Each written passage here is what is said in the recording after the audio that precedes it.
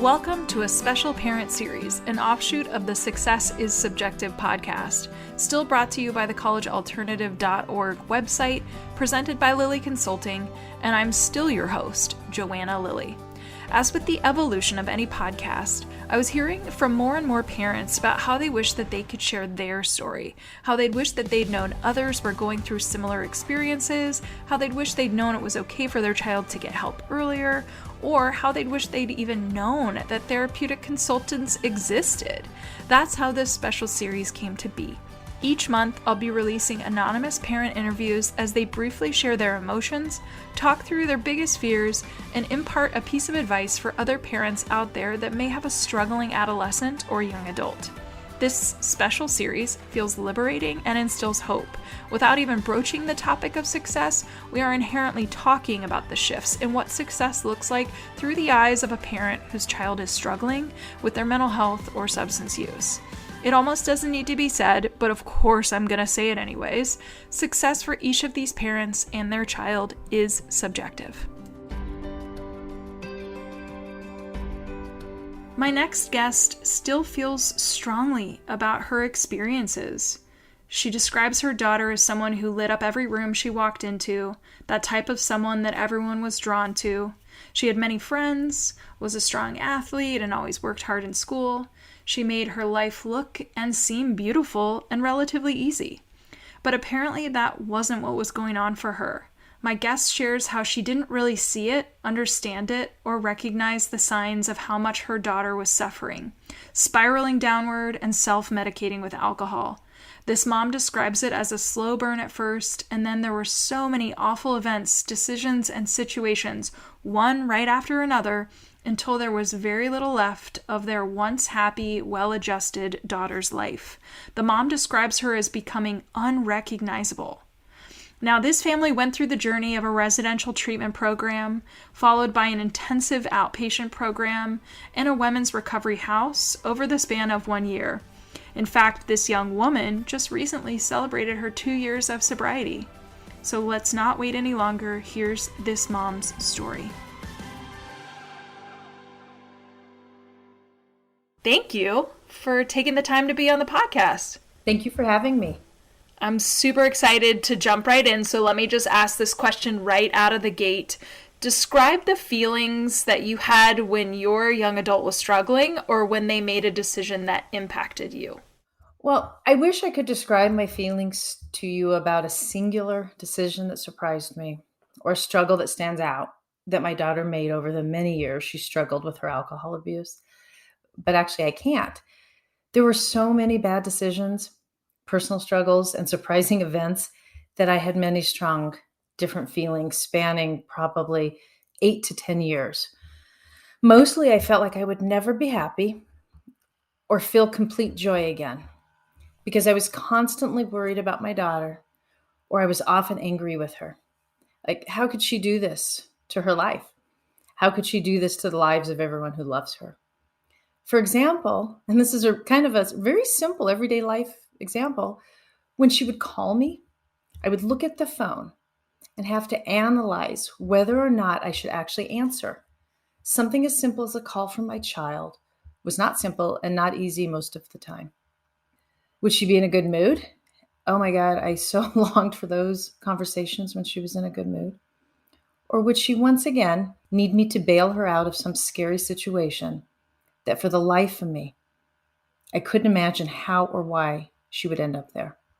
So what kind of mom would I be if I didn't answer the phone every single time she called? Even when it may have been the 10th manic call in a 2-hour time frame, regardless of what I was doing.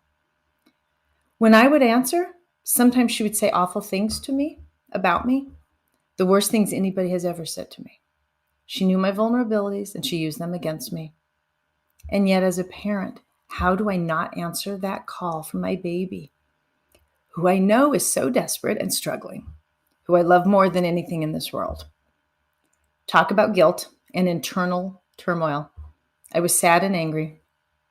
And then I would have hope as she would do something or say something that sounded like she was on the right path and knew that she needed to make changes in her life.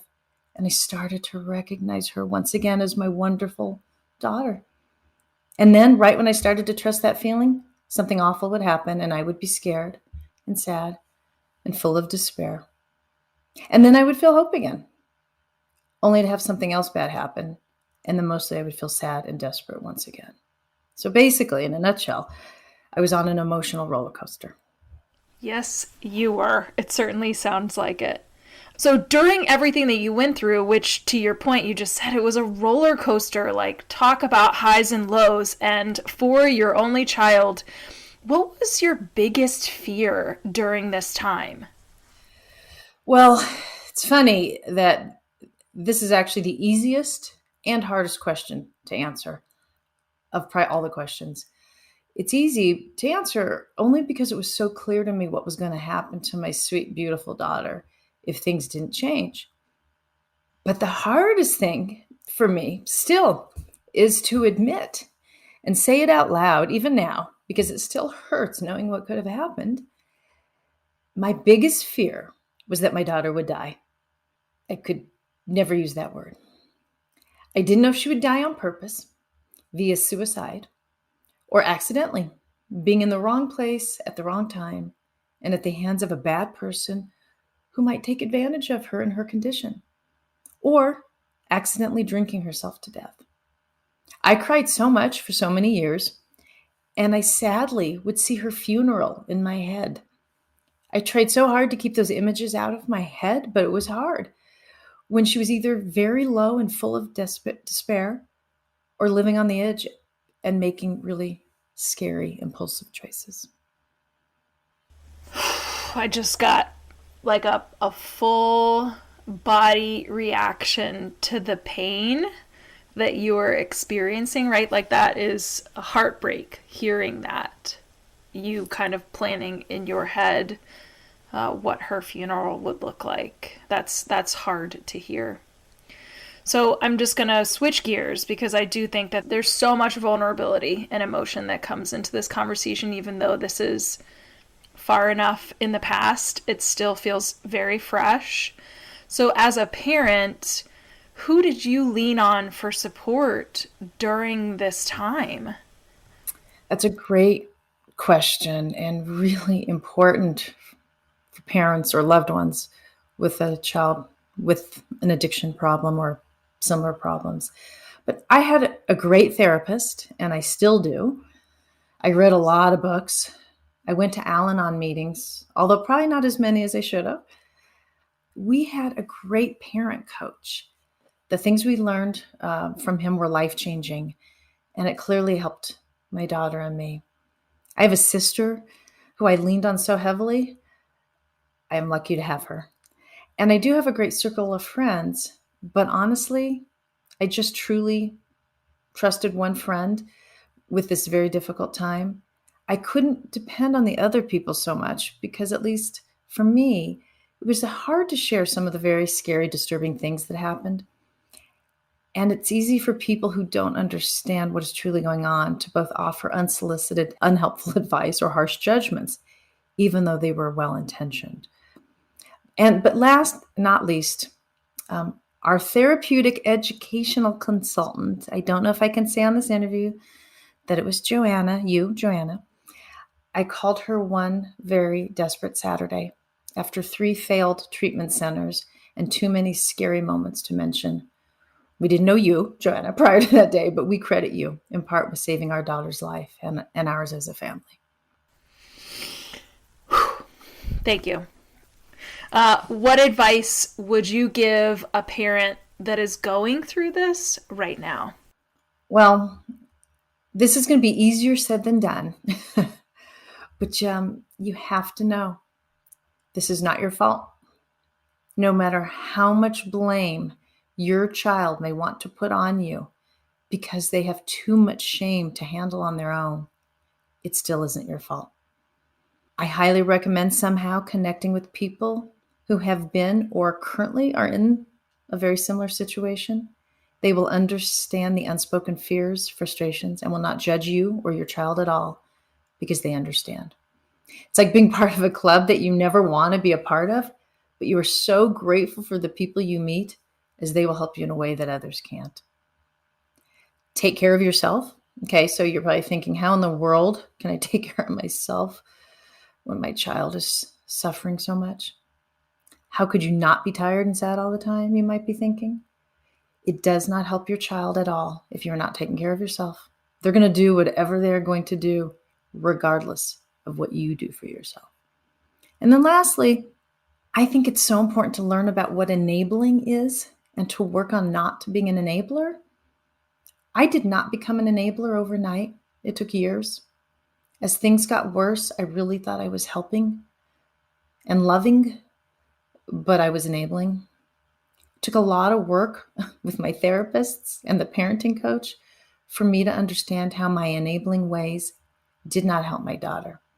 And one of the very hardest things I heard from one of my therapists, but that really resonated with me, was when she said, "The way your daughter is living is going to kill her eventually. Your enabling her only helps her get there." I still hear that in my head. I certainly didn't want to lose my daughter, but I knew I couldn't lose her knowing I, even with the best of intentions, aided by enabling her. This was the single hardest lesson for me, and yet it was those words that had me change my ways that I believed were good ways that ended up having my daughter hit her rock bottom and ask for help and accept the help that she needed. I am very proud to say that my daughter is 2 years sober and truly living her best life. It is also great for me to say that I now love when my daughter calls me. The simple act of when my daughter calls me, I love. Once again, I can't wait to pick up that call. She and I have come a long way. So I am just so incredibly grateful for all the help and wisdom I received along the way. And I hope all the parents out there listening to this podcast know that you are not alone and that you are really good parents, no matter how hopeless you may feel at times. Thank you for being willing to be vulnerable and share this high-level snapshot of your experience and being open and willing to share the advice for other parents that are listening. Thanks for asking. That's it for this week's Success is Subjective episode. I want to thank the parents for joining me on this week and for being willing to share their journey. It's raw, vulnerable, and takes some serious courage to be willing to put their voice out there into the podcast universe.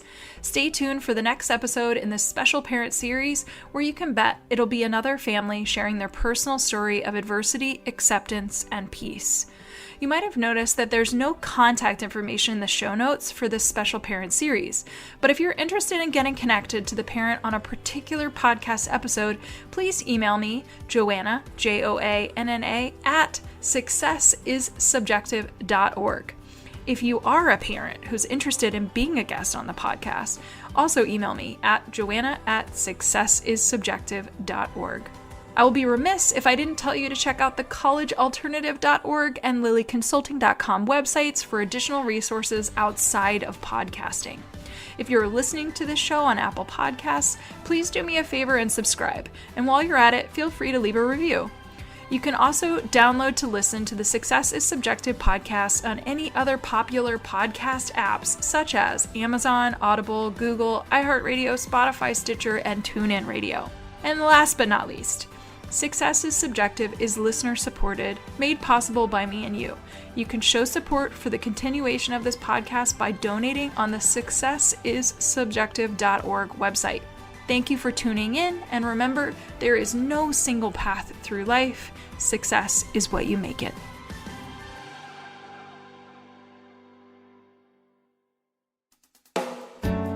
Do you have a teenager or young adult who seems to have lost their way? Maybe they need help navigating adolescence, adulthood, and decisions surrounding higher education. Or maybe they have become withdrawn, their grades are slipping, or they are flat out living a reckless lifestyle, and you're concerned about their health and well-being. If this describes what your teen or young adult is facing, a therapeutic consultant may be able to help. Mental health, addiction recovery, and higher education can all be equally expensive. Well, information is everywhere. How do you know what option is the best one for your family? Some parents have the time to research and navigate this on their own. Some don't. If the latter applies to you, enter therapeutic consultants. Therapeutic consultants, like Joanna, listen to your family's specific needs and advocate on behalf of your loved one. TCs will research therapeutic resources, recommend treatment programs, and assist during adulthood transitions. Not being affiliated with any program, their support is completely objective and catered toward the best interest of each unique family. To find a qualified therapeutic consultant to work with, check out TCA, also known as the Therapeutic Consulting Association. Their website is therapeuticconsulting.org, all one word. Again, that's therapeuticconsulting.org. Then click the Find a Pro tab up at the top.